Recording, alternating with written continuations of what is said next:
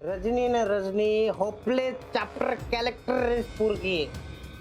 मी तिला फोन केला की बाई मला भेटायला आहे, तर मला म्हणती कशी की माझ्या भावाचा बर्थडे. मग काय डोकं हल्लं, गेलो तिच्याकडे. असं सगळं झालंय. रजनी गणेश हा काय चाललंय? काय नाही, एन्जॉयमेंट. मित्र आहेत ना, पार्टी. एन्जॉयमेंट चालू आहे की इंटरव्ह्यू? इंटरव्ह्यू? कोण इंटरव्ह्यू घेतोय? कोण नाही. मी मनीषचे नवीन मित्र. हॅलो बाबा. बंडू आहे. तुम्हाला सांगतो बाबा, गाडी पंक्चर झाली, यांनी लिफ्ट दिली. नवीन मित्र असून जुनेसारखं वागतात. शांत हो, शांत शांत. Mobile mobile.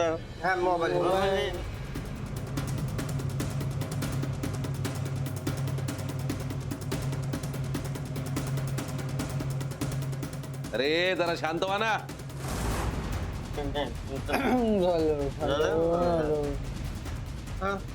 ए तुझ्या खिशात ठेव तुझा मोबाईल. तुझा दे. बाबा माझ्या इथून फोन करा. झाले मुस्काट फोडेन, तोंड बंद कर.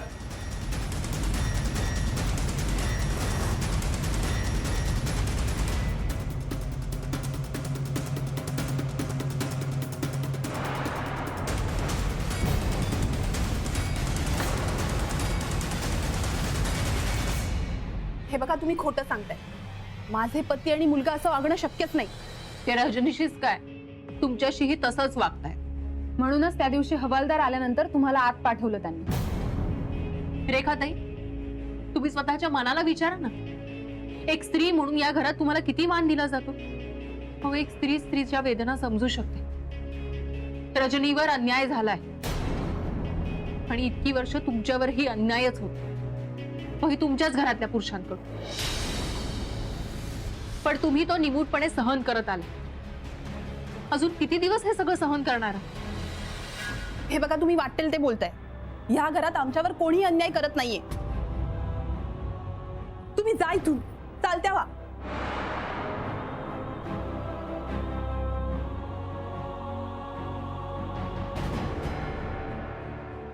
ठीक आहे, निघतो आम्ही. पण तुम्ही चुकताय. एक स्त्री असून एका निर्दोष स्त्रीवर होणारा अन्याय सहन करताय, निमूटपणे बघताय, गुन्हेगारांना पाठीशी घालताय. एकदा, फक्त एकदा तुमचा आतला दडपलेला घुसमटलेला आवाज ऐका आणि मग ठरवा, तुम्ही जे करताय ते बरोबर आहे की चूक आहे.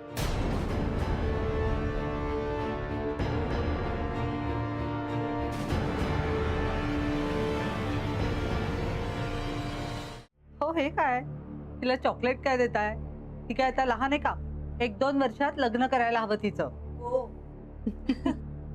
अरे तुम्ही फारच घाई करताय तिच्या लग्नाची. तिला अजून भरपूर शिकू द्या, मजा करू द्या. आणि ती माझ्यासाठी अजून लहानच आहे. काय पूजा, कशी आहेस ग बाळा? तू बरी आहेस ना? हो, तुम्ही काळजी घ्या बाबा. तुझा अभ्यास कसा चाललाय? आणि हो, तुला काही अडलं ना तरी यांना विचार. हा, एक्झॅक्टली, मी पण तेच म्हणणार होतो आता. म्हणजे मला जेव्हा जेव्हा मोकळा वेळ असेल ना, तेव्हा मी अभ्यास घेईन हिचा. चालेल. तुला चालेल ना बाळा?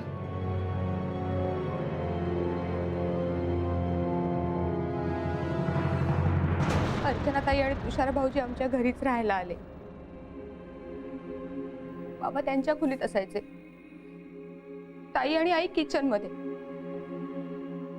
त्यामुळे तुषार भाऊजींना तर मोकळं राहणंच मिळालं होतं. घरी सगळ्यांसमोर ते सभ्य वागतात, घरच्या सगळ्या जबाबदाऱ्या पूर्ण करतात, प्रॉब्लेम सॉल्व्ह करतात. घरच्या सगळ्यांचे लाडके झालेत ते. पण माझं जगणं मात्र त्यांनी अशक्य करून टाकलंय. घरच्यांना वाटतं की ते माझं लाड कौतुक करतात. त्यांच्या स्पर्शातली ती वाईट भावना जाणवते मला. मी ती प्रूव्ह नाही करू शकत, नाही करू शकत.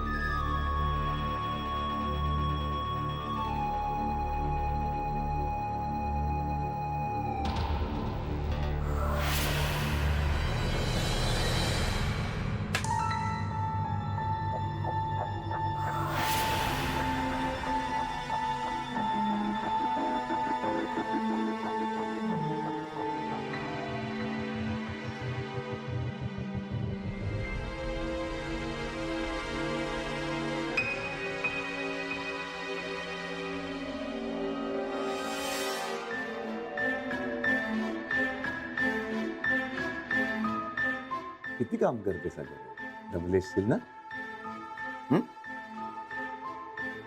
खा की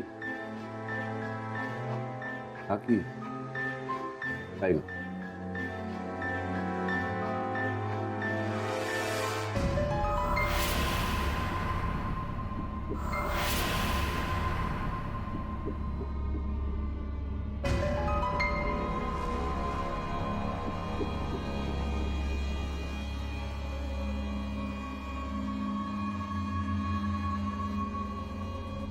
पूजा, अगं बिस्किट राहिलीत ना, हे का? अगं किती करशील तू? हा? आता तूच भरव मला बिस्किट. हो, आई घरात आहे. मग त्यात काय? काही काय? हो.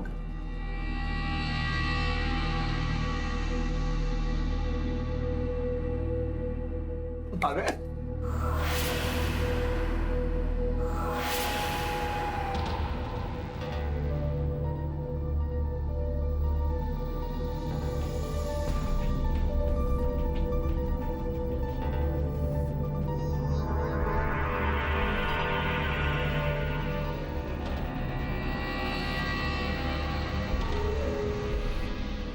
कसा आला अभ्यास? व्यवस्थित चाललेला आहे. हो ना. तुमची धाकटी हुशार आहे बरं. मग थोरलीपेक्षाही फर्स्ट क्लास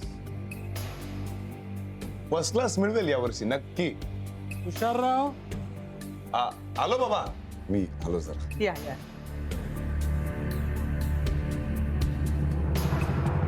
आई अगं मी खरंच ग बाई, माझ्या गेल्या जन्मीचं पुण्य म्हणून असा जावई मिळाला मला. अगं सख्खा मुलगा करणार नाही एवढं करतो तो या घरासाठी. शिवाय तुझा अभ्यासही घेतोय. आई मी काय म्हणते, आई, फी नाही घेणार मात्र मी याची, पण गुरुदक्षिणा द्यावी लागेल.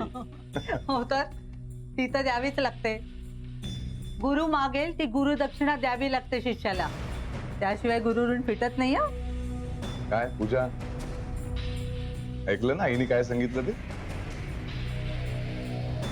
चला तुम्ही करा अभ्यास. मिळाला ते मगाशी सांगितलेलं सॉल्व्ह केलंस? हे बघ,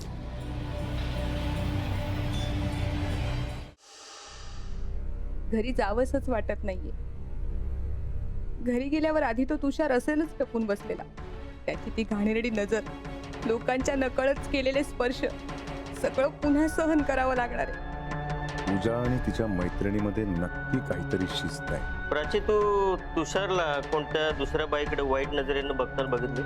नाही, उलट तुषारची सगळीकडे चांगली इमेज आहे. म्हणजे कदाचित पूजाचं तुषार बद्दलचं परसेप्शन चुकीचं असतं, किंवा मग हा तुषार खूप पोहोचलेला माणूस आहे.